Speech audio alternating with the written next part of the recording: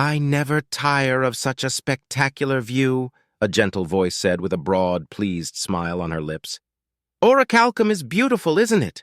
Call me biased, but I find it more beautiful than dawn and earth, she said, as she stared lovingly at the bluish opal planet floating in the void so peacefully. A home is always the most beautiful sight for the heart. I understand your sentiment, Catherine.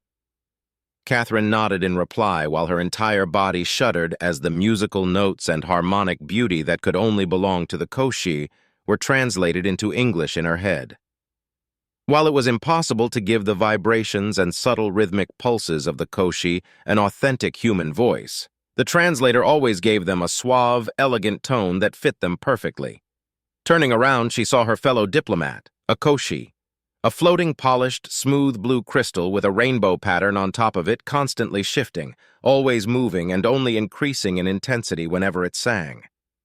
There were smaller floating crystals around the main body, forming 8 manipulators similar to hands with only 3 fingers. You're right, V. When was the last time we had such tranquility?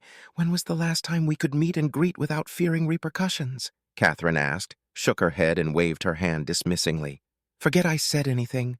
Or your words may be interpreted as gloating? V remarked with a teasing tone, the prismatic light on top of its main body shifting and swirling with the grace of the finest harp player, making the strings dance beneath their fingers. I am aware of your constant objections towards the League of Associated Empires. That reminds me, thank you for that precious gift. It was most enjoyable. Catherine smiled. Hey, I had to celebrate somehow, right? But I swear that finding suitable gifts for you Koashis is harder than finding a good gift for my mother, she sighed tiredly. Though, am I that transparent? I thought I did a good job hiding how happy I was when the United Systems formally withdrew their association from the League. Bunch of dim-witted pricks, all of them. The colors of V swirled agitatedly as it sang. I and my people argue that your decision was foolish, my friend. The sanctions you received were undeserved. Dozens of protests sparking across your worlds, all because of us. Oh, stop it, you lump of rocks, Catherine rolled her eyes. Yeah, even I have to admit that our withdrawal hurt a bit more than we calculated, but nothing we couldn't handle. 3 years have passed, and now our economy is back on track, infrastructure programs are springing everywhere, mining operations, and so much more. The one thing I do regret is that the League no longer allows human vessels to traverse through its territory. Her cheery, laid-back tone shifted to a darker, somber one, her eyes moving to her homeworld for a few seconds before returning to V. Though, after the recording, I don't blame them all that much for blocking all communications. Children always make mistakes, adults make mistakes, elderly make mistakes. However, we always learn from them. We always must strive for betterment. Humanity has made mistakes, and so have the Koshi, the League, and all those that live. The only fools are those that refuse to learn, V replied, its colors swirling and vibrating warmly. True enough, Catherine said. After a few seconds of contemplative silence, she shook her head. Let's focus on other things, V. First and foremost, are our guests arriving soon? They should be here any moment now, V replied. Catherine, I must ask you something rather personal. May I? Sure, buddy. Fire! Catherine replied, intrigued about what her old friend and work partner could want to know. This question is not coming from my government, but rather from my own mind. Tell me, Catherine, do you think this is a wise idea? Catherine blinked, her brown eyes staring at her friend before she ran her hands over her short black hair. Honestly, I don't know. But if we don't try or back down now, then what's the point? Humanity was lonely for so long, dreaming to seek more, know more, and meet others across the stars. And when we did, we acted like the ignorant, stupid monkeys we always feared to be seen as, she said, closing her eyes. I know that we only reacted in fear and anger. No, that's nothing more than an excuse. We could have been better. We should have been better. My friend, V interjected when Catherine clenched her hands into shaky fists. Humanity has proven that you are better than your bloody past. Enlightenment doesn't come without struggle. And although the losses and the suffering are regrettable, they are steps that must be taken. Catherine chuckled, her eyes shining brightly as she stared at her friend. The League and their laws of life surely didn't account for the wisdom of your people, V. With a loud nasal exhale, she pulled up a tablet and began to file through it. Silently, V did the same, four surprisingly dexterous arms interacting with the tablet resting before him on the desk. For several minutes, the dupe waited in silence, checking, reviewing, and making sure everything they had was in order, until a soft chime rang across the ample, grayish-opal room, housing nothing more than a large, semicircular table in the middle, a few select plants, and a shelf filled with books. Catherine froze for a second, then reached to her right ear. "Have our guests arrived?" "They have," came the reply, respectful and polite. "Send them in," she ordered, and set the tablet aside. V followed suit while its vibrant colors shifted up and down. "Nervous?" "One can only plan so much before the time to act comes." "Yes, Catherine, I am nervous," V replied, its main body leaning from side to show humor. Catherine wanted to giggle at that, but managed to keep it together. Wisely done, as the doors opened up to reveal 6 armed humans entering the room and forming a cordial reception. A 7th human, a meek-looking blonde woman, entered confidently into the room with a friendly, welcoming expression on her face. "Please, this way." The seasoned diplomat stood up a moment before the first being the blonde had escorted entered the room. No matter how many times she saw a Joel, Catherine couldn't help but to be in awe of them. They looked like they had a collection of vines tangled together for feet, or rather a meter-wide stump that wriggled constantly as she moved with surprising speed. Further up, a splintered stalk made out of those same vines rose up, moving from side to side gently and elegantly until reaching around 4 meters high, where the vines smoothed out and separated into right different parts. 6 of those vines rested and dangled at the sides of Joel's body and acted as tentacles or manipulators. The remaining 2 bloomed into a flower similar to that of a sunflower, but far more vibrant, lively, and with dozens of small stalks willing at the center of it. Above the stalks, 16 small, beady black, unblinking eyes stood. The petals of the flower flowed behind and down the center, acting more like hair than any flower found on Earth and her sibling worlds. The Joel always smelled nice, earthy in a way, were surprisingly strong for their spindly yet imposing forms would suggest, and their soft, warm colors of green, brown, yellow, orange, and violet mixing and matching their petals and manipulator vines were always pleasing to human eyes. Behind the Joel came the Ferges. While standing at a mere meter tall, the 4-legged, 4-armed, centaur-like mix of a raccoon and a falcon walked with a precision that was uncanny. The drone was furless, with a squishy aquamarine skin, a curved beak at the front of its head, 4 vibrant yellow eyes constantly blinking with side eyelids. Its head wasn't too big but was smooth and nicely shaped for something that could attack in a burst of motion. Claws adorned the 4-fingered toes of each foot, short but sharp, while the 4 manipulators, also sharing 4 fingers, lacked claws in favor of digits not too dissimilar to that of human fingers, but each finger could act as a thumb at any given moment, and all that paled in comparison to their psychic hive mind. In truth, every Ferges was just an extension of a singular intelligence. In essence, the Ferges wasn't so much a species and rather just one individual that controlled billions of bodies at the same time and could divide its attention as little or as much as it desired. Behind the small Ferges came a floating bubble with a purple-orange mist swirling inside it. The bubble was completely sealed and transparent, having nothing more than suspender emitters below it and at the sides for stabilization, and a set of twin panels that connected the inside with the outside to allow for communication. Inside, the moving, flowing gas moved and reformed itself into a human drawn straight from memory by a drunk blind man. The head was nothing more than an elongated skull, disproportionate limbs, and a wide, unnerving smile plastered on the face of the Zoof. Finally, a 3-meter-tall insectoid creature followed the Zoof, making sure to give everyone a wide berth. The face of the Quaouz was something that during first contact, humanity called in unison nightmare fuel. 5 rhombus eyes ordered in a semicircle looked intently with eerie yellow light with a single red dot in the middle that moved independently of the other eyes. Beneath the eyes, 2 slits signaled nostrils, and directly beneath it, a permanent smile filled with dark fangs. At the sides of his head, several protrusions that resembled horns, but were in truth semi-flexible tentacles, with the exception of two thinner ones that acted as his cheeks, similar in form to chelicerae. The rest of his body was dense and heavily packed with muscles below a titanium-hard, dim red exoskeleton, yet he was lean for a Kwao-Oz. Two large, strong arms extended from the creature's shoulders, while another two smaller arms extended from the sides of his torso. Behind him, a thin, elongated abdomen extended as it slowly became thinner until it tipped out with a stinger.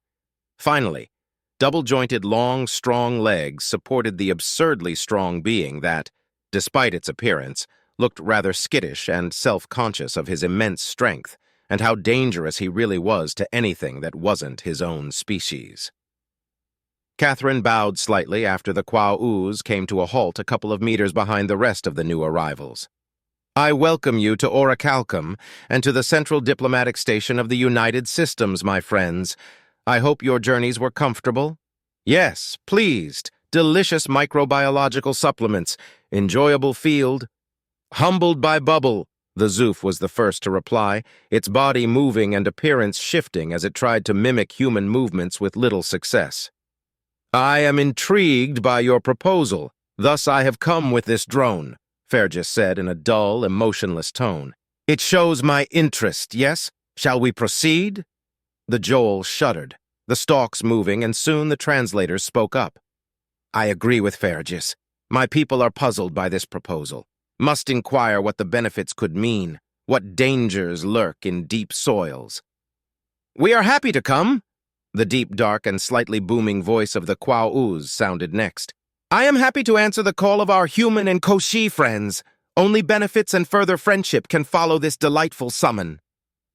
Dear ambassadors and Ferges, please, I urge you to take your designated seats so we may begin. V sang. Seconds later, the four guests took their positions around the table. Only then did it turn to the human guards and the escort. You may leave us. Thank you with light and harmony for your services. The 7 humans nodded and left the room, leaving the 6 different beings inside. Allow me to start with a conjecture, yes? The Joel said. If nobody objects, then you may do so, Ambassador Gick, Catherine said, her jovial, easygoing attitude replaced by trained professionalism. A few seconds of silence later, she nodded. Gick waved her vines in agreement. Thank you for this honor, fellow ambassadors and diplomats gathered here today. After receiving this proposal, the High Philosophical Council pondered endlessly what this could mean. I bring a question that comes from their stalks and is voiced through mine. Are you seeking conflict with the League? Cynthia shook her head.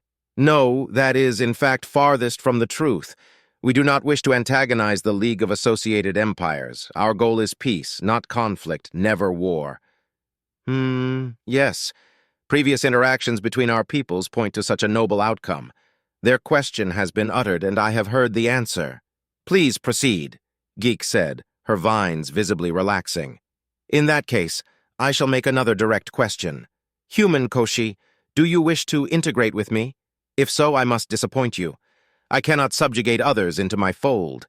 I offer many apologies, for I do not wish to insult, but the chaos of your individuality would poison me even if I could join my vastness, Fergus said in an apologetic, sincere tone.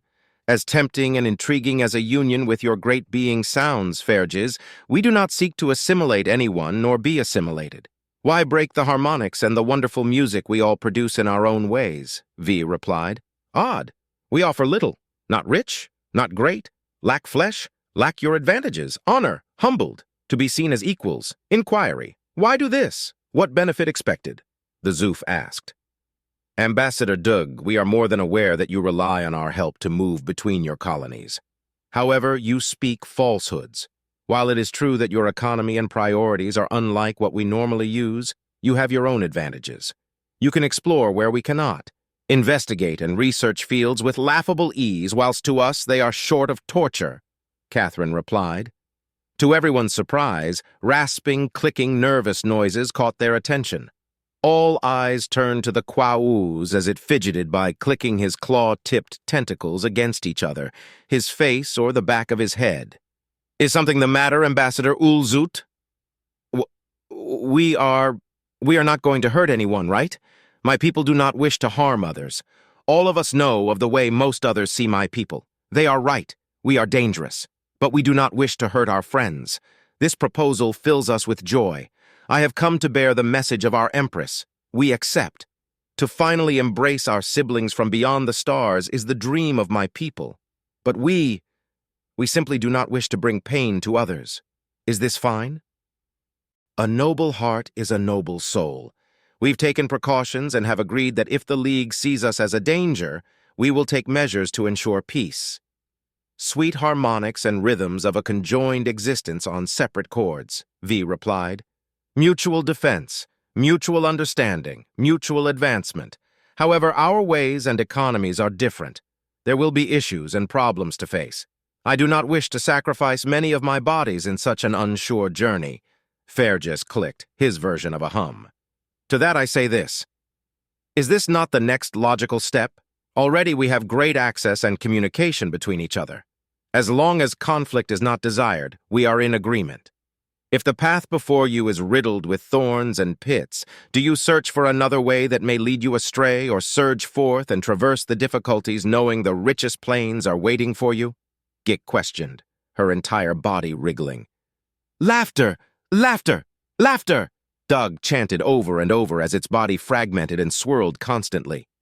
We agree, not blind. Reunion =sign formality, safety, peace, friends, intriguing, intriguing, intriguing. Ulzut chittered loudly. Is this really happening? Is this true? If this is a dream, please do not wake me up, he said whilst Fergus chirped in agreement. Catherine turned to V, to which her friend moved two of its manipulators in the common human gesture of thumbs up. In that case, our reunion can begin in full. Tapping on her tablet, a wide holographic display appeared in front of the table so that everyone could see it without issues. We'll need a name, she smirked. V's colors swirled, shifted, and danced wildly. Let our singular chorus join into an orchestra that even the void shall hear. Laji blinked, his membrane displaying his confusion. Could you repeat that again? He asked the small bipedal avian Choxy, his personal assistant. The Choxy fluttered before speaking up. The humans, the Koshi, the Fergis, the Zoof, the Joel, and the Kwao-Os have announced that they have joined together in a new federation. Laji felt weak for a moment before he turned to the painting his friend Aaron had gifted him before the humans withdrew their League membership years ago, and the denouncement of the League after the recording was revealed and heard by the entire council. For a moment he felt fear and his membrane reflected it, but only for a second.